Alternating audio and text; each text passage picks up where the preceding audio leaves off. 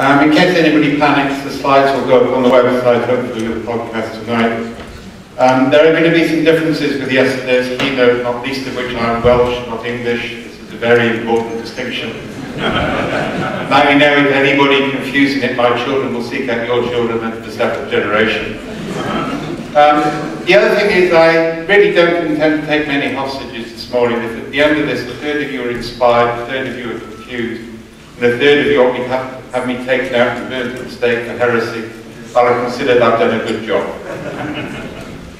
Given that the theme is magic, I thought I'd start off with Granny Weatherwax, who has complete contempt for sorcerers, wizards, and other people. For those of you who don't know the Terry Pratchett books, the witches are amongst the most interesting of the group.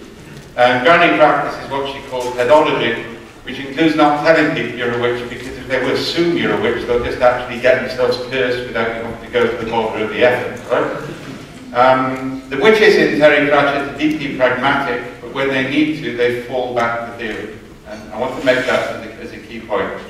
One of the issues we've got within the Agile community, and I'm going to go through a lot of them in a minute, is an over-emphasis on it worked for this person last time, therefore I'm just going to do the same thing.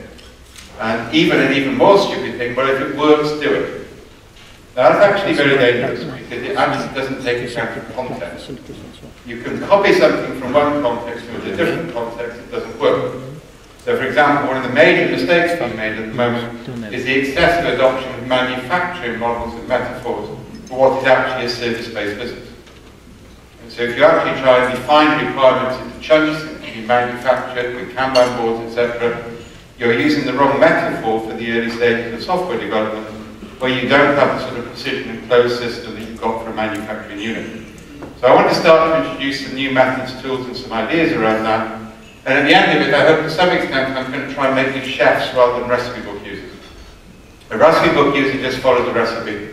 The chef has some understanding of the nature of cooking and the nature of taste, so they can adapt. And the technical name for that is practice, the combination of theory and practice, and you need both. So I'm going to introduce three key words on this, and I'll start to make this more significant as we go through. The first one is acceptation. This comes from evolutionary biology. Adaptation is where a trait develops for specific functions or purposes. Acceptation is where a trait which develops for one purpose suddenly accepts for a completely unexpected use. Acceptation turns out to be more important than adaptation in evolution, because it allows what's called punctuated change, rapid, sudden, discontinuous improvement, or actually the other way around. It can go either way. The picture there is a good example. This is from Bangkok, where I did some work on the floods. They know the floods are coming 2 or 3 days in advance. One guy just bought himself a brand new car. He really didn't want it to get destroyed by the floods. He didn't have time to drive out of the floodplain. And by sheer luck, he also had a very large item of furniture delivered in a big plastic bag the day before. So he drove his car into the plastic bag, sealed the end, and it was all okay. There's now a whole business in Bangkok making specially designed plastic bags for you to put your car in when the next flood comes. It's a pity the Americans didn't realise this was a good idea, but the Welsh have grown up next to the English, so we're used to arrogant imperial powers. And the Americans are saying it cannot possibly be invented in Bangkok, it's all got to be invented in the Silicon Valley, right? But we'll go for that. So acceptation is key, and we don't do enough in terms of early stage design without acceptation. We make silly assumptions like the fact that we assume users know what they want. I've been in IT all my life. Users never know what they want until they get it, and then they want something different. And actually part of the role of IT is to make people aware of the possibilities for what technology can do. Nobody could have specified the type of app-based environment which is now part of our day-to-day existence. That's actually evolved and it changed in the evolutionary process. So as you see, I'm going to introduce some evolutionary models. Acceptation, you develop stuff with generic, not specific purpose, which can then exact and be used in radically and different and unexpected ways. And that's a key stage of what I'm going to start calling pre-Scrum design. And I'll explain why I'm going to use that phrase later, but we need to do some stuff before we even get into a Scrum process, and that will improve Scrum itself. And the stuff before Scrum is service-based evolutionary. The Scrum post stuff is manufacturing-based, non-evolutionary, is designed as engineered. And there's nothing right or wrong with those, we just have to use them in the right context. The other key word is coherence. The metaphor here is a spider's web. Coherence in philosophy is a halfway house between empirically true, we know it's correct, and its gut feel, I just think it's right. So I can, for example, say that evolutionary theory is coherent to the facts, even though I know it's not right and it's wrong in parts, but it's going in the right direction. On the other hand, if I want to say that creationism is a valid theory, I have to construct a series of hypotheses which is so absurd that the whole thing is totally incoherent. Now, there's a whole mathematics behind coherence. I like that picture, especially the gun. I think that's the added value of it, right? There's actually a whole mathematics behind coherence where we and other people are working in the whole area of evidence-based policy. This is at government level. But it also applies at software development level. If you can identify that a collection of user anecdotes about their day-to-day lives has mathematical coherence, it's legitimate to develop experimental software which might satisfy that need. And I know this is come out of the pre-Scrum concept, is the ability to create a mathematical, justifiable measurement which says we should do something here, even though they haven't yet said they want to. If you don't just do it because you think it's good for them, you need some evidence. And coherence mathematics is actually a key area moving forwards on this. Several people have said, how the hell do I justify Scrum? Well, this is actually one of the ways you do it. You don't justify Scrum by telling managers in strategy roles they should adopt your pet methodology. For a start, it's inappropriate for strategy anyway, it works in a different way. Secondly, what the hell do you know about corporate strategy and IT? Very little. Are they really going to listen to you? And saying that Ken Schwaber should have a Nobel Prize for management is kind of like going on the other extreme on that. It's just crazy, right? The reality is corporate strategy is a very different process with much higher levels of uncertainty and doubt than anything you guys ever do in software. So you've got to find ways of reducing that uncertainty and giving them direction in language they can understand. And the language of mathematical coherence is a language which makes you relevant. Protesting that your pet method should be adopted by everybody just makes you irrelevant. It's horses for courses, it's explaining things in language that they already understand. And of course, Granny Weather Outcome, I got that because one of the other problems we've got is there's an awful lot of creationism in Scrum. Everybody keeps reading summary books on cognitive neuroscience and then developing a course with the 5 categories of human being, or the 3 things you do. I mean, anybody who actually knows anything about cognitive neuroscience needs to be very, very careful here. And we kind of like just finally got neuro-linguistic programming properly labelled as a pseudoscience with no empirical evidence to justify its claims. If anybody doesn't believe me on that, I'll show you the stuff. But now we've got a whole body of new pseudosciences coming through because people want to seize on something which kind of like gives them a false sense of security. And kind of like, again, Granny Weatherwax got that right. And she ran from psychology like hell. I love this idea. If somebody's afraid of the dark, give them a stool in a big club. It's far more likely to be effective. There's an awful lot of false psychology around. Anybody done Myers-Briggs? Okay, well, I've always refused to fill out the forms. There's no evidence whatsoever to justify Myers-Briggs. It was invented by 2 housewives who just read a book about young sitting around the table one evening and produced a questionnaire the next day. An awful lot of agile training courses actually have the same pedigree when you check into them. We did a controlled test in IBM over a year. We proved that astrology is more accurate than Myers-Briggs in assessing team performance. The paper was suppressed by IBM HR. I thought they'd just done an ironic research project to prove the stupidity of something, but it didn't match what they actually expected to find. So kind of like, the big club and the stool are more effective. Deal with things how they are. Don't try and put a sort of false pseudoscience to actually try and justify what might actually be common sense anyway. You don't need that sort of material on top of it. And you're just going to lose credibility. Because again, I'll tell you, outside the narrow confines of IT, people in corporate strategy are studying things like cognitive neuroscience seriously. And you're just going to make yourself look an idiot if you go for one of the sort of popular ideas on that. We need to start to get serious about what we do. So the third word is complexity. To get the key language across here, 2 things. I'm going to define a system as a network with coherence. That means it's not got square boxes with arrows with feedback loops in nice, tidy order structures. That's how you tell a system's thinking. It's that spider's web. You can see it's got a pattern, but some of the patterns are broken. It's a bit all over the place. That's a network with coherence. The second thing is an agent, and an agent is something which acts within the system. Now, it's important to realize in human systems, dominant myths and stories can have higher agency than individuals. The stories of the work group we live in, the stories of the society we live in, pattern and entrain the way we respond. So don't see agents as just people, they can be ideas or identities or groups. Human beings are far more complex than ants, and the things work in different ways. Now that allows me to define three types of system. The first is an ordered system. In an ordered system, the level of constraint is such that all behaviour is predictable and things will repeat. Now, there's absolutely nothing wrong with this, and again, when the project got a lot of people agile don't like living in order. So you get some crazy stuff, like waterfall techniques, which still have huge validity in highly stable systems. But companies, I won't mention one Australian telecoms company, but they're the best example of this, having adopted Scrum.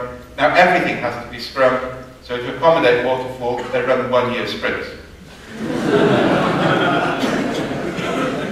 Now that's actually when Agile becomes religion, and it really needs debunking at that point, because people aren't recognising different things in different spaces.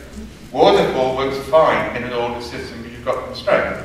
It's the same as in an operating theatre. These days we count the number of instruments left at the end of an operation. I consider this a very good idea, because it means the number of instruments left in the body after it's sewn up has reduced radically. And I really don't want people taking an anarchistic, self-organising team approach to the operating theatre, thank you very much, because I actually want somebody with a damn software structure, predictability and control. So there's nothing wrong with order if it's in the appropriate context. On the other hand, if you impose order where it's inappropriate, so for example, when I was in IBM, we actually showed a direct correlation between the level of perceived bureaucracy and the density of informal networks. Because if you excessively control a system which isn't naturally controllable, people have to make the system work despite itself, which actually disguises failure in the system, so when failure comes, the failure is catastrophic. And of course you've wasted a huge amount of time and energy. Anybody had what I commonly call Six Sigma imposed on them yet? Six Sigma? Yeah, business process re-engineering with the worst aspects of American Bible Belt cultism adding on to it for good measure. It's a deep cult. The high priests of the cult get different coloured belts to indicate their cult status. And if you get a black belt, you're exempt from doing any real work because your job is to impose cult discipline on those who do. 3M abandoned it completely in other than core manufacturing because it was destroying their capacity to innovate. Companies like Boeing refused to adopt it because they quote one of their VPs, "We'd have never made another aeroplane." Ordered systems approaches work for ordered systems contexts, but they don't work outside it. And the trouble is, if you look at it, all of these methods start off in American manufacturing companies. And America is a unique culture anyway, manufacturing is a closed system. The idea that something developed in an American manufacturing company can just port sideways into an African service-based industry is really, really stupid. And if anybody's read the Lean literature, combining Lean and Six Sigma is even more stupid because Lean is about eliminating the waste that techniques like Six Sigma created in the first place. And we can't need to get some of that stuff back. So again, I'm trying to argue order is good, provided we don't take it too far. We then get chaotic systems. Now I'm defining chaos here as randomness. And the key point here is if I have a genuinely random system, a whole bunch of mathematics comes into play. So for example, when the Americans lost the submarine off the coast of Portugal, it grounded, it didn't sink. Never tell any American Navy officer that submarines sink. He points out they're meant to sink. I got a bit embarrassed by that at the Norfolk Navy base, but fundamentally if they go down and they can't come up again, it's called grounding. They got groups of experts around the world to estimate the position. None of them got it right, but the average of all of the experts was 6 meters away from the submarine. Now there are reasons why this works. It's the same as farmers guessing the weight of a cow. You have to have tacit knowledge of the field. A group of McKinsey's management consultants estimated the position of the submarine would not have produced the same effect. Develop that one a little bit more if you want later. Yeah? Fundamentally, you have to have tacit knowledge. You have to make a decision without knowing what the other people are making decisions on, i.e. it has to be completely independent, because it's got to be random, and you must have no major personal stake in the outcome because that modifies your behaviour. So anybody who thinks crowdsourcing is an example of this just doesn't understand the theory. And this is the problem. People copy something without understanding why it works, then they get it badly wrong. Yeah. What I've talked about is sometimes known as wisdom of crowds. Crowdsourcing is the tyranny of herds. Yeah, there are very controlled circumstances under which you can actually get the results you expect. We're now doing work, for example, with whole of workforce engagement, by which the executives can consult the entire workforce on strategic issues in real time. Start to think about that when you're performing software development, and you start to objectivize high levels of uncertainty in order to justify further investment. And again, this is all about creating an evidence base which can be understood by people who understand numbers. Trying to ideologically make people be happy, be wonderful, enjoy what you're doing, fine, do it, great, wonderful. But don't expect to have any influence in any corporation on that basis. Present evidence that they can understand, the workplace will change, and then you'll be happy. And I tell you, there's a huge confusion with between symptoms and causes. The fact, for example, that innovative people are creative doesn't mean that if you're in a creativity program, people become innovative. Yeah, that's a symptoms cause confusion. I've seen huge amounts of innovation on the battlefield. I've yet to see anybody don different coloured party hats and play childhood games in order to come up with novel ideas. The battlefield creates huge innovation by the definition of the space. Create good work, interesting work with commitment from executives, people will become happy. Yet try and make them happy, the most you're trying to do is put Band-Aid over a more deep underlying problem. Okay? And that comes back to something, famous quotes from a whole body of theorists about change the interactions of people and people will change. Just trying to change the people ain't enough. You have to change the interactions and the context within which they work. So chaos is useful, and then we get to a complex adaptive system. This is one where the system constrains behaviour, but the system itself is modified as things interact with it. The technical phrase for this is coevolution. So as one thing interacts with another thing, patterns form from the interaction. Once a pattern's formed, you can't reverse it. You can never go backwards in evolution. So for example, how many people have got teenage children? Yeah, some, again, quite a few, several of you look like you probably remember being teenage children in the same way, right? Either way, you can't, as much as I would have liked to do this some years ago, you can't say, hang on a minute, the last 4 years have been hell, I'm going to bring in the management consultants, we're going to do a complete reappraisal of our childhood rearing strategy, and we'll start again from scratch. Yeah, that doesn't work. Right? In any human system, you're always dealing with the current situation and people's perception of the past. So for example, if you launch a new IT project, people aren't listening to what you say about the IT project, they're filtering what you say through the patterns of past experience of IT. And just by the way, the most they'll actually listen to is about 2 or 3% of what you say, and they'll match it against patterns, and they'll take negative patterns into account more than positive patterns. The human brain evolved to actually impress negativity faster than positivity. Because avoidance of failure is a more successful evolutionary strategy than imitation of success. Yeah, what stories spread naturally in an organisation? Stories of failure, aren't they? We evolved as malicious gossips because it's got evolutionary advantage. We now create worse practice databases because databases of failure have more learning capability than databases of success. Not only that, people enjoy reading them more. Yeah, and there's all sorts of things you can do with them. And I'm arguing something, you don't fight 200,000 years of evolution. Yeah, we evolved in certain ways for good reason. Yeah, if you want to channel or direct human flow, negative stories provide boundaries, which are far more effective than positive stories of where you want people to be. If you look at fairy stories around the world until Hollywood gets hold of them, they're all dark stories. They create dark boundaries because their role is to educate or pass on wisdom to multiple generations so other people don't make the same mistake, but can discover something new. Trying to say you want to be like this is to impose your ideology on people. Trying to say go on a journey but avoid these places allows them their own power, their own autonomy, and gets you to more sustainable and resilient places. So complexity is a whole different way of thinking. Now there are various ways of thinking about it. One is, and I'm going to use this as a key metaphor, think about a circular table, and around the table there are electromagnets. And on the table there are iron ball bearings. Now, just in case anybody here has a physics degree and wants to get pedantic, the table has a very high coefficient of resistance. Right? If all of the magnets keep the same polarity and the same strength, the iron ball bearings will form a stable pattern. Everybody get that? If I change one magnet, the iron ball bearings will change in a predictable and repeatable way. In systems thinking, that is called a driver. And how many agile courses and programs have you got where people say the drivers of human behavior are X, Y, Z, do this? Everybody familiar with those? The trouble is actually in a complex adaptive system, the next time you change this magnet, the magnet on the other side changes polarity and these change strength. So the same thing never happens again in the same way twice except by accident. And the magnets are called modulators. The complex adaptive system is modulated, it's not driven. And if something is modulated, not driven, you can't predict what will happen in the future. You can manage a journey, but you can't say, this is where we want to be.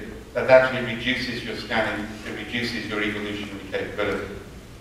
The other way of thinking about this, and this is, the metaphor in a sense, is how do you manage, the whole idea behind this is we manage differently in different spaces.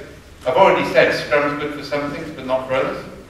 The concept here is bounded applicability. Some things work within some boundaries, but don't work on the other side of the boundary. There's nothing wrong with process re-engineering, provided you use it for ordered systems. There's everything wrong if you use it for complex systems. And this is actually a revolutionary idea. It's called multi-ontology sense making. Depending on the nature of the system, I manage it a different way. For the last 40 or 50 years, people have been trying to create one way of managing, rather than diverse management styles and boundaries. So to illustrate this, I want you to think about running a party for a bunch of 9-year-olds. Can everybody imagine this? And you're running the party in your house because you haven't yet learned because you're too young. The children's party should be actually held in outdoor areas with washable concrete and fire hoses. Fire hoses are both for management control and also for cleaning up after the event. So if you assume the children's party is a chaotic event, then the children's behaviour is random, so they'll probably discover drugs and alcohol and go on a personal experience of self-discovery. Your house, as a result, will probably burn down, and when it was, all property is theft and it was socially constructed in the first place, so why are you worried about it? I don't recommend this. I've got friends in California who have tried it, but only ever once. Recovery costs are very high. The order systems, on the other hand, are more familiar. Under this, it's of critical importance to agree learning objectives for the party in advance of the party itself. The learning objectives should be aligned with the mission statement for education in the society to which you belong, and should be printed off on motivational posters with pictures of eagles soaring over valleys and water dropping into ponds, and placed around the room where you're going to hold the party. You then produce a project plan for the party. The project plan should have clear milestones throughout the party against which you can measure progress against the ideal party outcome. And the senior adult should start the party with a motivational videotape. You don't want the children wasting time in play which isn't aligned with the learning objectives. And then they should use PowerPoint to demonstrate their personal commitment to the party objectives and demonstrate to the children how their allowances are linked to the achievement of the milestone targets. Following the highly successful completion of the party, you conduct an after-action review, update your best practice database on party management, and mandate future process improvements. If for any remote reason at this point the children aren't happy, you hire an appreciative inquiry practitioner who will get to tell happy stories, to have happy mental models, and suitably indoctrinate to like whatever you put in front of them next time. Everybody reasonably familiar with this approach? I'm working on an agile version of it at the moment. It's not quite ready for public performance, right? And there's also a really cool American military version done by the Naval Postgraduate School, which is done in the form of a Greek dialogue, which you can actually find on our website. Now, the point about the children's party story, and I haven't done it complexity yet, is to actually say satirising these things has been inappropriate for the party itself. The way we actually manage the party, and now I'm going to deliberately introduce specialist language, and if anybody starts to complain about jargon, they don't understand humanity. If you don't change people's language, you don't change the way they think. As Heidegger famously said, man thinks he's the master of language, but language is the master of man. And if you don't know this is a basic sales technique, you introduce language and see when the client feeds it back. If the client feeds your language back, you just close the sale. And a lot of agile people need to go on sales courses because a lot of your life is selling to management, and actually the techniques work internally as well as externally. So the way we manage a complex adaptive system is very different. We start off, we have a children's party, we draw a line in the sand, this is known as a boundary. We look the children squarely in the eye, and we say, cross that, you little bastards, and you die. And one of the things you learn pretty fast as an adult is the value of flexible, negotiable boundaries. Because rigid boundaries have a habit of becoming breaking, they become brittle, they break catastrophically. We then introduce catalytic probes, a football, a videotape, a barbecue, a computer game, in hopes of a pattern in playable form. It's called an attractor. And if it's a beneficial one, we amplify it. If it's a negative one, we dampen it. So what we do is we manage the emergence of beneficial coherence within attractors, within boundaries. Key phrase, I'll repeat it, we manage the emergence of beneficial coherence within attractors, within boundaries. Net result, we spend significantly less time and resource to produce more sustainable results. And actually what I'm going to argue is the pre-Scrum process is going to do precisely that. Scrum is actually a complex and ordered transitionary device. It puts enough structure in place that it starts to become repeatable. We need stuff before that which actually handles emergence and that concept of beneficial coherence. Oh, and by the way, you can't create attractors, you can just catalyze them. Yeah, the football may work this time, next time you may wish it didn't. A friend of mine took my advice to actually have a rugby ball around for the party.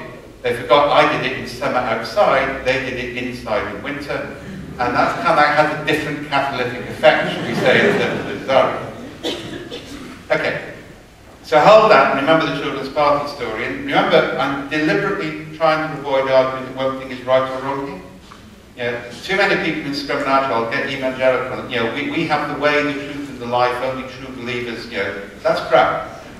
Yeah? The reality is there's a lot of good things that we've always historically done we should carry on with, we should just realise their limits. Yeah? So, one of those concepts is distributed cognition. Now, a lot of people in Agile talk about self-organisation, and then they confuse it with anarchy. Yeah? That's actually a chaotic system. And if you introduce anarchy, what happens is fascism always follows. Yeah? If you actually take a complex adaptive system, the constraints are key. Without some constraints, you don't get evolution. So an example of this is this. Anybody ever driven around this roundabout? This is 12 miles north of where I live, in a place called Swindon. I live in the Kennet Valley. We all try to Swindon. We try and pretend Swindon doesn't exist. This is their major tourist attraction. You can buy T-shirts with I Survived the Magic Roundabout. By that roundabout, as you can see, there's a football ground. There are 45,000 sad individuals who support Swindon United.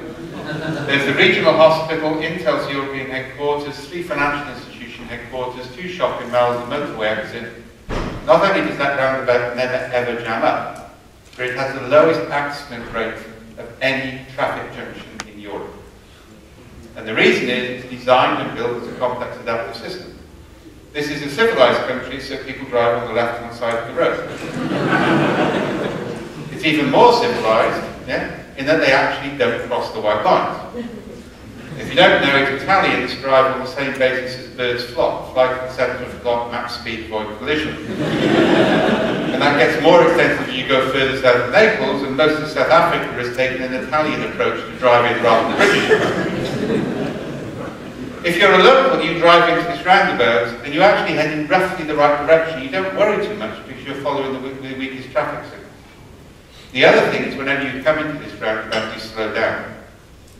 The system triggers humans into a heightened state of alert, which reduces accidents and increases capability. Yeah, anybody knows this who's actually done, I've designed air traffic management systems. A lot of what you do on the screen design is to trigger a human being to a heightened state of alert when the human being needs to pay attention. You don't automate it because that would make things more risky. So the whole point about this is the nature of the system makes you pay more attention, so you'll have higher agency in the system, but you're still working within boundary constraints. Far too many IT processes work more like that. And that is actually a sculpture, don't panic, but I have seen junctions up the Hudson Valley which are similar to that. And if you don't know, Dallas traffic designers assumed they would never have a wind above force 5, so when they got a force 7 hurricane, then the traffic lights swing backwards and forwards across 5 lanes from the wires, and you don't know which lane the traffic line applies to. Interestingly, traffic flow improved during this period because people ignored the traffic lights and focused on the balance of traffic. Yeah? Now, I'm showing that because it's a key issue. You need to actually have constraints, but you need to have freedom within the constraints. It's not an either or. It's not a constraint system or total anarchy. We actually have a whole process for self-organising teams which constrains the nature of team membership into specific roles. And then you get something which is sustainable and resilient. You allow people to select who they work with, ticking the box. But you create constraints about the nature of the skills you need in a team for it to work. Then it's a complex adaptive system. And again, this is understanding the theory allows you to modify the practice. And then if we are in a complex domain, we need to intervene in a different way. Again, what happens with a Scrum is the idea, the user executive comes in, says what they want, and you iterate till you get it right. Now, actually, making a linear process and drawing it into a circle with a feedback loop doesn't make it non-linear. It's still a linear process. If the system is complex, you can't afford to try one thing several times until you get it right, because you don't know what the right thing is yet. So what you do instead is you do multiple parallel safe-to-fail experiments in much shorter life cycles, with less formality. And there are basic rules for that. First one is the start and introduction of formal methods for pre-Scrum. Firstly, every intervention should be coherent. You don't just get to play with something that you think is a good idea, you have to convince somebody that it's coherent. Now, this is a major form of conflict resolution in design, by the way. Because if the system is conflict, different people with different views can all show that the evidence supports their particular hypothesis. So there's massive conflict because you have to resolve it. If you recognize it's complex, you know the evidence by definition supports competing hypotheses. So I don't have to agree you're right, I just have to agree your idea is coherent enough to justify an experiment. Yeah, and again, I can mathematize that so I can show the senior executive. That's where the coherence word starts to come in. So they have to be coherent, they have to be safe to fail. That's actually a key switch from fail-safe design to safe-to-fail experimentation. It's a radical change from Scrum. Scrum actually manages fail-safe by iterative processes. Complex is actually I need some things to fail. And some things haven't failed, they haven't stretched the boundaries, they haven't explored the possibilities. So parallel safe-to-fail experiments is very different. But they have to be safe to fail. The recovery path has to be mapped in advance. Thirdly, they need to be small, fast, and quick. The point about the safe-to-fail experiment is to explore the evolutionary potential of the system rather than necessarily to get things right. It doesn't mean that you abandon programming discipline, by the way. I still have a hatred of anybody who writes code more than once. I know some Scrum people say that you shouldn't do that, you should just write quickly and get it out. The reality is nobody ever goes back and re-engineers it. Yeah?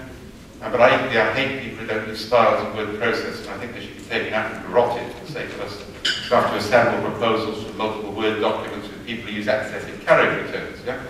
Either way, this is... I will continue to justify that whenever I can. Okay. But then, remember, you're managing a portfolio. Remember I talked about persuading senior executives? Go with a bright idea. How many IT people have been to senior executives with bright ideas? Go with a portfolio of bright ideas constructed according to rules with measures of coherence. You're talking their language. They understand portfolios to manage risk and uncertainty. So we need a portfolio. And the rules for the portfolio are some of the experiments, you should never have less than 5, ideally not more than 7. Yeah? First of all, some of them should be oblique. They should be trying to solve a different problem. If you want a bigger example of this, there's a wonderful book by a British economist called Obliquity, which shows just how many human problems are solved when you don't try and solve the problem you're trying to solve, you solve something else instead. And to say anybody with teenage children understands this, that when my daughter was 14, she came to me and told me she was going on holiday with her boyfriend that summer. I wasn't asked about this, I was told. Right? And if you don't know the rule, you're meant to add 3 years to their age before you react, all right? Which scares the living daylights out of me when I remember what I did at 17, but never mind.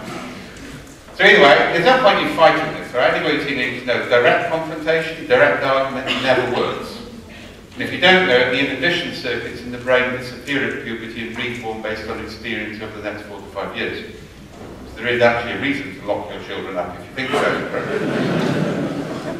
Now, as it happened, I was about to do a really interesting anthropological project in Canada, so I waited 3 or 4 weeks, and I said, Alan, you know you were thinking of being an anthropologist, she's now actually doing an MA in environmental anthropology. And I said, well, I'm actually going to be working with some anthropologists in Saskatoon in Canada. We're working with First Nation people to disrupt thinking in management. We've done a lot of these. You take managers from industry, you put them into a First Nation environment, And then they suddenly realised the shaman, they were in the spirit dance with the night before, a Nobel Prize-winning scientist. Very disruptive. Yeah? And then we worked through 2 or 3 days of getting them to find novel or new ideas. We came up with some great things on this project. For example, using the Lutheran liturgical design technique to actually improve knowledge flow in an operating system of a hospital. Because liturgical design is about compressing complex ideas into memorable form. And that's an example of managed exaptation. Yeah, so that's easy. I told her about this. I said, I thought, why don't you come along? Because the university I'm working with, they said they'll let you go on a field anthropology course. Yeah, and I thought we could have a weekend together in New York and see some shows and then come up on Niagara Falls. And then I said, oh, hang on a minute, you're going on holiday with your boyfriend, aren't you? I waited 2 weeks. Now, anybody who's an adult understands the value of liberty. So making sure one of your safety fail experiments is trying to solve a different problem than the one you address actually will often be the more successful experiment. It's one in the portfolio. Secondly, one of them should use a naive asset. Joe Jenner and I once sent anthropologists, and we pulled them from the jungles of Papua New Guinea. We didn't use anthropologists who studied industry because they have preformed opinions. And we put them into holiday inns worldwide to study it as they would study a tribe in Papua New Guinea. The paper they wrote on mating rituals in the kitchen was absolutely fascinating. But the one they did on ritual confrontation and reception allowed us to transform management practice. I've sent biologists into engineering departments because biologists understand structures in a way that engineers don't. You get the principle here? One of your experiments should bring in somebody with deep expertise in a completely unrelated field and look at things in a different way. Because I'm trying to bound that uncertainty. Thirdly, you can have a few high risk, high return. If you go to an executive with a portfolio, they expect one to be in the top right hand box of the matrix. If you just go with one high risk, high return project, they'll reject it. Yeah? You're actually managing that portfolio to get variance. And finally, there must be contradiction. We actually now target teams on this. If over the course of the year 40% of your experiments haven't failed, you don't earn your bonus. We're not going to reward failure. I mean, anybody who says we're a failure and tolerant culture, or, you know, come into my office and tell me how you failed, you won't be punished for it because we're a learning organisation. If you don't know it, that's just a Darwinian evolutionary technique to weed out the fatally naive early on in their career. Yeah, nobody will survive that. But actually, it's the wrong way to approach it. What you actually want is people designing to fail early enough in the process that actually they don't fail later on in the process. And actually that's what we're doing here. And we're saying if you haven't designed some experiments to fail, and what's interesting is when people try and game this, the ones they design to fail nearly always succeed. Because they're stretching the boundaries. And so to get the principle.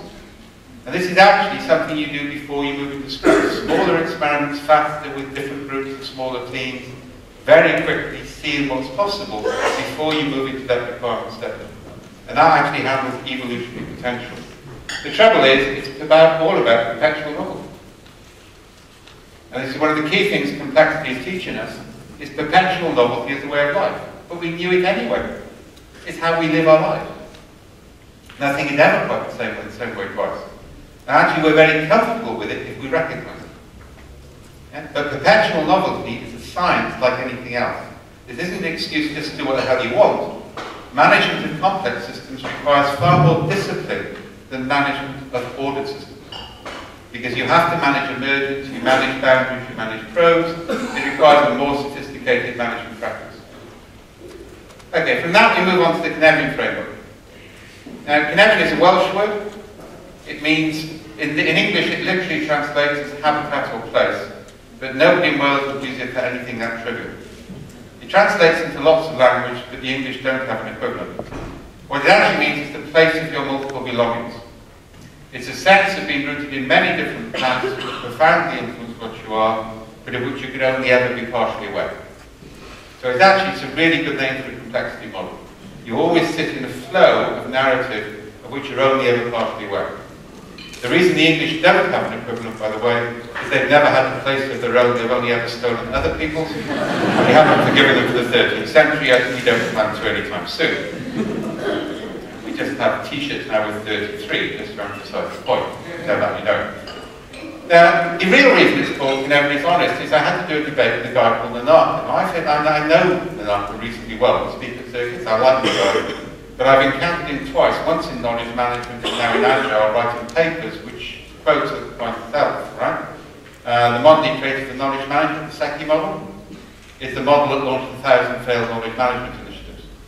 And I could actually say the same with the founding paper, which is behind a lot of Agile practice. It's assuming a manufacturing model. So the SECI model basically says you've got tacit to tacit, tacit to explicit, explicit to explicit, explicit to tacit. It's a 2 by 2. And the idea is you have knowledge, you observe somebody doing something, you write them down, you combine it with other written sources, you read the material, the knowledge is transferred. All the knowledge creation spiral. Now this is absolute nonsense. I mean, if anybody ever used translation software?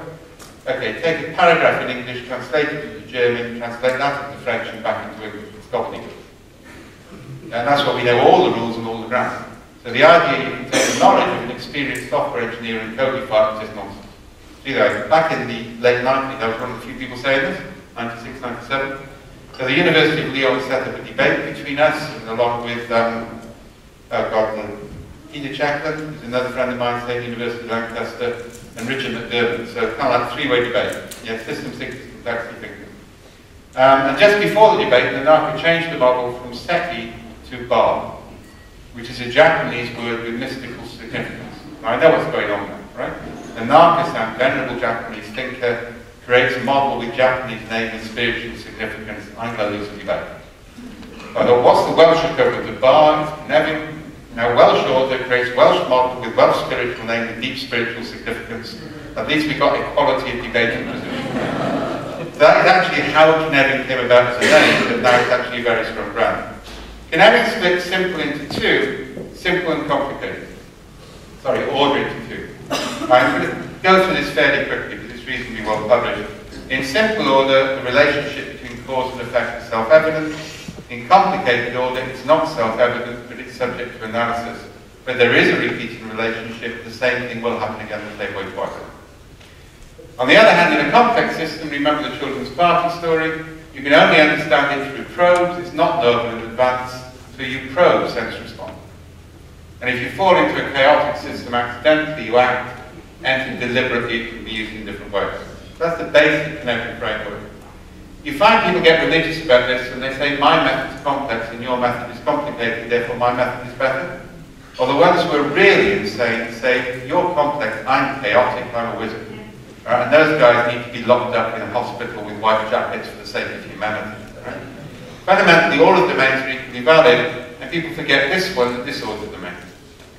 That's the state of not knowing which of the other domains you're in, which is very different from chaos. In chaos, you know it's random, so you can behave appropriately. In disorder, you haven't worked out which system you're in, so you've actually got a 1 in 3 chance of getting it wrong. Right? There's a whole body of methods that goes around this. And simple is next to chaotic, because actually it's just when you think everything is neat and tidy in order, you're at risk of falling over the boundaries of chaos. Yeah, that's called complacency. So that's published in the Harvard Business Review. If you want credibility statements, that was the cover article in the Harvard Business Review in November 2007. The only article in the history of Harvard Business Review to win an Academy of Management Award, and to have the entire editorial devoted to one article because the editor thought it was that important. It's now just won another award, one of the most 50 most cited papers in its class. Right? So if you want credibility behind complexity, that and some other stuff, Gartner just came out and actually said it will be used with the dominant model in IT operations within the next 10 years. But what everybody forgets is Cynefin is really about dynamics. It's now not about putting things into boxes, it's actually about managing flows between the spaces. So the fundamental learning dynamic is between complex and complicated. What you want is to relax the constraints so new possibilities open up. As the possibilities start to work, or don't work, you increase the constraint, so you move it into the complicated domain so you can exploit it. And what you really want is a constant cycle between complex and complicated. And only a small amount, every now and then, you have to do a radical reset. Yeah, you haven't managed that cycle properly, so things become ossified. So you do what's called a shallow dive into chaos. Yeah, there's a whole training course around this sort of stuff, so, and methods associated with it. But the recognition is the key thing. People really need to start presenting Cynefin with dynamics rather than just with group categorization. Most of the time it's about flow. And only a small amount of material drops down there. Because actually it goes there to die. Recognize this beastie? That belongs down there. Now it's excessive codification, excessive structure. It's actually simplistic, not simple. And it's trying to drive things into an excessive order. You don't need to do that because actually waterfall methods have been established for longer and do it better. And actually Prince 2, having fought the battle on Prince 2, has a space for agile in it if you go and look at methodology. It actually, there's certainly, this is when we were setting up the SDM many years ago, it actually says something that unordered, therefore we have to do things differently. So again, beware of, codification is necessary, structure is necessary. If it goes too far, the thing loses its utility. And it's not just me saying that, just potentiate this blog and see what he thinks about this, and he's far more effective than I am. And of course, the problem here, come back to Granny Weatherwax again, it's kind of like you shouldn't believe everything you're told. And that includes me as well, by the way, both ways. But fundamentally, what you get is people like these neat, tidy ordered things. Isn't it wonderful? I've got all this structure, I can get a certificate, that would be nice. The reality is too much structure, you're dealing with excessive order, you're not dealing with a complex system, you've excessively constrained it. So a couple of more things. Two key things about human beings, homo faber and homo narrans. If you don't know the modern work on this, for example, Numerian clay tablets, which we use to keep tallies, the fact the human brain started to evolve is the human brain is constantly evolving to handle clay tablets. It wasn't until we got the clay tablets we could develop an abstract concept of number. Cognitive archaeology is one of the most interesting fields around at the moment. It's also the material objects literature in anthropology. Think about how many people have got a smartphone. And how many people carry them around almost constantly? How many people did that 10 years ago? What actually happens is the tools we make and use become part of our extended cognitive capability. When I go on a long walk, if anybody wants to join me in Wales next year, I'm walking around the whole of Wales and at the Office Bike Path. 60 days, I'm 60 years old, so I'm doing 60 at 60, right? And I'll get the book out of that probably before the book on Cynefin, because that's just a daily blog, which is easy. But fundamentally, when I'm walking, if you're walking 18, 20 miles, I worked out the other day, on average, using 15 apps. Actually carrying around spare battery power is now more important than carrying water for it in some cases, on a walk. But the point is, it's part of an extended cognitive capability. What actually happens with tools is tools become part of our extended cognition. So don't underestimate this, because some people try and say tools are a bad thing. Actually, they're not. Tools are part of what it makes to be human. The other thing is homo narrans, fundamentally, we're storytelling creatures. The primary method of knowledge flow in any organization is to tell stories. Also, people remember stories faster. One of the vice presidents in Boeing I'm working with on safety at the moment, he's an ex-test pilot. Remember 2 days of training with him and his management team. When I talked about story retention, he said, well, I know I can give you an example of that. He said, when I was a test pilot, I was sat in the mess on an aircraft carrier, and somebody on the next table told a story about how they'd taken off, something unusual had happened, they'd realised they shouldn't follow the rules, they should do something different, as a result of which they lived. If you talk with test pilots, you'll find lots of examples of this. He said, God damn, 2 years later, the same thing happened to me as I took off. I remembered the story instantly. People remember stories, whereas they don't remember rules. It's actually like the rules, the heuristics difference as well. So actually stories are fundamental sensory device for human beings. So I'm sort of just pushing this one a little bit if we go back to the Scrum Manifesto. People kind of forget, it says, right, the right-hand side is valued, but given a choice we prefer the left. It doesn't invalidate the right-hand side. It also never says it's people over process. That's a stupid simplification. It talks about individuals and linkages. And we know in human systems the connectivity between people is far more important than the people themselves.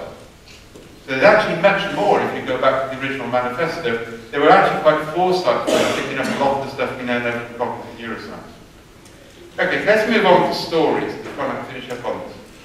Anybody filled out an employee satisfaction survey? We used to get these in IBM, all right? So it would come in and say, does your manager consult you on a regular basis, scale of 0, not at all, 10 all the time? Everybody familiar with that? Okay, so I phoned up HR. I got straight through to the top. I think it was because of that Myers-Briggs experiment. It's what the hell the answer this time. And I said, how am I to fill this in? I've got 3 direct managers, 5 people I take business direction from. Sometimes they consult me, sometimes they don't. Sometimes they should, sometimes they shouldn't. Yeah, what the hell is this about? And she said, well, average your experience over the year. And I said, you don't understand employee satisfaction. We actually take a different approach. We actually gather stories from people every 2 to 3 weeks. Yeah, because we want a continuous sensory device. You don't want, the same as your user requirements, you want continuous narrative capture for your user community, not just an analyst interviewing them and writing a report. That's a static, non-dynamic approach.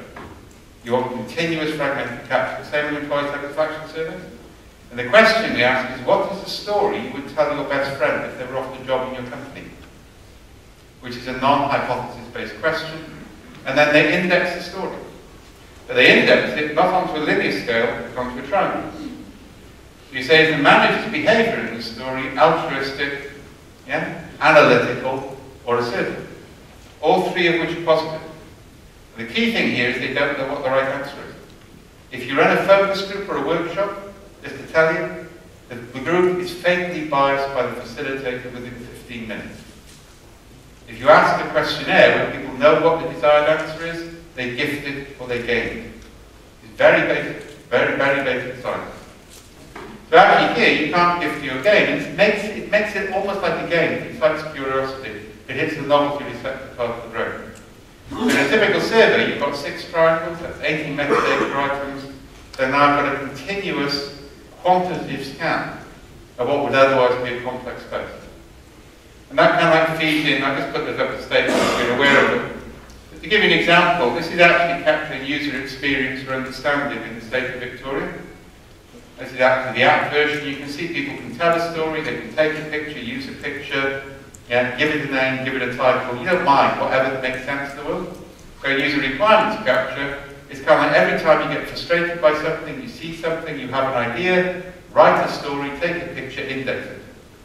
We want you to do this all the time. We don't want you just to do it when an analyst comes to interview you, where you won't remember things. Right? This continuous capture is key. That then allows us to look at cluster patterns within the system by different communities. Remember I talked about mathematical notions of coherence? When stories cluster, you've now got evidence of a potential lead. Not only that, the developer can work directly to the stories without the mediation of a user executive. Because the more layers of interpretation you have between the users and the developer, the less likely you are to get extrapolation and adaptability. So by effectively allowing the developer to work to multiple stories, you actually greatly increase the power or capability of the team. Now I can also do some quite exciting things on expectation. Remember that phrase from earlier? On the left-hand side, the user story indexed by users. On the right-hand side, technology capability indexed by technologists. You'll notice I haven't let them talk together yet. Because if they talk together, I'll get pattern entrainment and they'll just play their code. What I now do is I match those databases together. We do this in marketing as well. And I get 3 types of cluster. User stories associated with technology capabilities. And then you look at that and say, why are those stories associated with that technology? Boy, have you got a new idea. We're actually now using this, for example, to create entrepreneurial startups. Technologies associated with user stories, clusters then go to VCs. You've got an evidence base for a novelty that you wouldn't otherwise have had. And you also get user stories without technologies and technologies without user stories, which give you a fairly obvious lesson. Now again, you'll see some key complexity principles playing here. Finely grained objects, distributed cognition, disintermediation. I'll repeat those. 3 basic heuristics of managing a complex data system. You want small things which can combine and recombine in different ways quickly. Now, actually, object orientation is always based on this. Remember on the Corba committees way back decades ago, I was heavily arguing we need to treat people as objects as well as software. Because we need to actually think about architectures of people and software objects to allow applications to emerge rather than be designed. And I still think that's the correct way, and that based environment is already proving. But fundamentally, I want small, finely grained objects. I want to distribute the interpretive process. People index their own stories, they're not interpreted by others. That's distributed cognition. Disintermediation, direct contact between the decision maker, the designer, the developer, and the raw stories without interpretive layers being added onto it. And those are the three basic principles. And again, the idea here is to make it easy to do things quickly and effectively to anticipate user needs before they actually get articulated. Because again, that's what entrepreneurs do anyway. We need to start going to big organizations. That's the way you become strategically relevant in terms of the way it works. Which means, in effect, along with grounding up, we're the good kind, which is we give people what they didn't really know they wanted. And that actually is, I would actually that inside a lot of agile Kanban boards. You actually need to understand what people need as much as actually what they say they want. Because actually they don't necessarily know the technology as well as other people, and you don't know them yet. And you can do some interesting stuff. These landscapes, for example, represent over 100,000 stories, 60,000 stories, in which the dense patterns in that, the hollows represent stable patterns, the peaks represent instabilities. If you're communicating a complex software program, and for example at the moment with E.ON in Germany, we're mapping the culture associated with technology. People are telling stories about the culture, indexing them based on an index set based on cultural anthropology. Once we've got the patterns from that, we can see the weak and soft points of the culture. So if we've got a dominant hollow and it's negative, we don't go anywhere near it. But if we've got a small hollow which is positive and we want more, we say, how do we tell more stories like this and fewer stories like that? What technology improvement would create more stories like this and fewer stories like that? That's an instruction that everybody can understand, whereas abstract concepts are. In fact, more stories like this, fewer stories like that, is a very powerful technique. And again, I'm throwing in some stuff for you on that. Yeah? We need to learn what's real. Yeah? The right data, although I'm talking about all sorts of abstractions here, you'll notice what I'm talking about is the day-to-day stories of people and the day-to-day knowledge of technologists coming together without mediation. Yeah? Deeply pragmatic, deeply real. Right, so some final positioning. This is the complex domain model, and I'm going to go through this quickly. If anybody wants this in more detail, I'm going to do the last half hour on Sonia's session this afternoon, so I'll probably do this in more detail at that point. But fundamentally, this is deliberately designed to differentiate Kinevin from Stacey's model.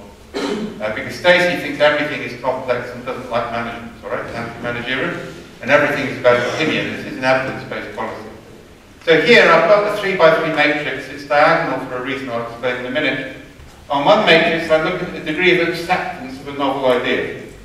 So basically, it's either the cognoscenti, a small group of people who buy into this, or it's orthodox, enough people buy into it, it's not controversial, or it's synchrony, everybody is in step, deliberate reference to the resilience of each other. And against that, I want to look at evidence. So evidence, it's either empirically true, I can prove it beyond reasonable doubt, it's case-based, I can show examples of where it's worked, but I don't know they're universal, or it's down to gut feel. Now notice, both of these axes can be measured. You can objectively determine where everything is. And we actually use the narrative software to map onto this matrix at the start of the project. So it's done from mass observations. And across that, you can now see why it's diagonal. Those are kind of like the links into chaos and into complicated. This is actually another representation of Kinevin, one we just started to publish. So basically, I step up from chaos, and I step up to complicated. That's called the coherence line. Now, the trouble is, most of the time, you end up down here. You've got a small group of people who know they're right. And the trouble with other people, is that they don't know they're right, so they just tell them more and more how they're right. And when they're still not listened to, they tell the other people why they're wrong. And then they have conferences in small places and tell each other why they're right, because it's the only time they ever get for support. And then they go back and tell everybody why they're wrong again. And then one day they get dragged out into the village square, tied to a large wooden pole, people bring out brushwood and torches, and they wonder why they've just been burnt alive, metaphorically, thank God these days. Now, actually, the problem with Mavericks is they're really important. They're green on this because they have to be valid. The issue is how do you protect them? You don't train them by training them to be reasonable people who can explain things to executives, because then they won't be mavericks anymore. Yeah, that's kind of like life. You have two strategies as an executive leader here. One is to give them coaches, but those aren't coaches who reinforce their beliefs. You don't want somebody who's just going to give them a good time. You want somebody who will help them explain their ideas. Cynical people who've been around for a long time. One of the main groups of people who are brilliant at this are people who are just retired or just about to retire. If they've got the social networks, they can explain things, they understand the language, and they've got no reason to play politics anymore in any real way. The other strategy is to sandbox it. And this is where transparency is the end of innovation. Do not insist on transparency of everything. If you make everything transparent, nobody will take any risks anymore. Yeah? Sometimes you have to hide things. Yeah? And actually making a space for that, if you reach a certain level of management, you should have the authority to keep some Scrum projects going. The whole history of human innovation is Scrum, not transparency.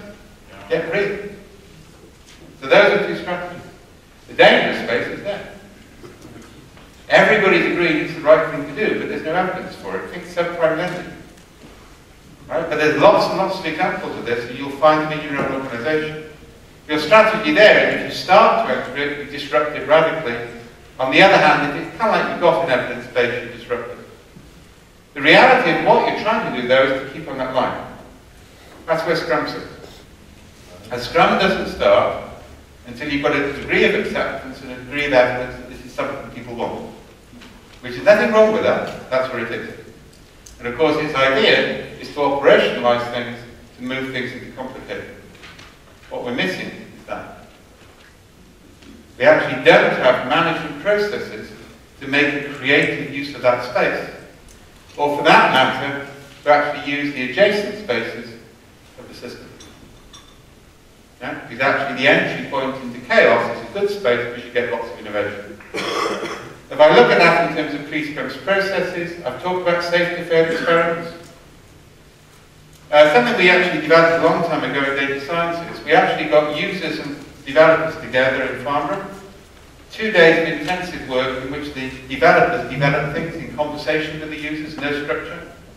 Then we moved it around the world in the programming teams working 4 hours at a time, handing stuff over, and then brought it back into user communities. You have 3 or 4 days of that, you actually had almost a workable prototype with ideas that nobody would have thought of before. And that's still a good method. It doesn't put the structure in place in Scrum because it's dealing with an earlier stage. It's throwing it together in novel ways and changing the way it works.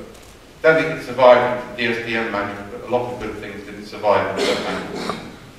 Micro-narrative, I've talked about that for user requirements capture, but if you're capturing stories on a continuous basis from your users, then you've actually also got your project management system and you've got your user impact. You can actually say, guys, we've changed the way they index the stories, we've proved our value. Okay? But just to pull up on this, if you want more on that, that's actually that.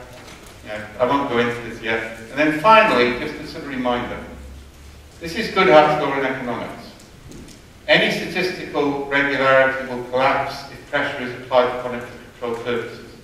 Stratton's variation is better. When a measure becomes a target, it ceases to be a measure. Snowden's variation, anything explicit will be gained. Okay? So be aware of that. And the final thing is all the possible evidence that we know of says that extrinsic rewards destroy intrinsic motivation. Stop talking about rewards, start talking about creating structures in which people are intrinsically motivated. Because actually intrinsic motivation means you care about something, extrinsic rewards means you care about the reward. And we're here to make change. But we're not going to change the universe by idealistic design. We're going to change it by doing small things.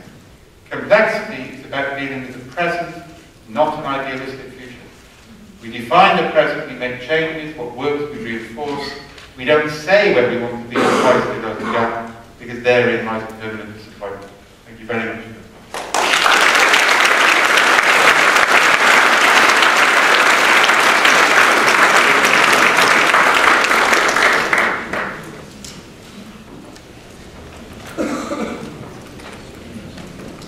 Thank you very much. Thank you very much for an excellent keynote. I think we're a little bit short on time for questions, but Dave Snowden will be part of one of the sessions later, so otherwise are you around for the conference for the rest of the day? Yeah. So grab and ask questions. And we're about to graduate our first sessions of our last day. The Wi-Fi we seem to have working, so we apologize for yesterday's ups and downs. It does appear to be restricted to this area. If you have an issue with internet, please come and speak to one of the committee people. In the meantime, enjoy the rest of your day, and we'll see you back here for the last keynote.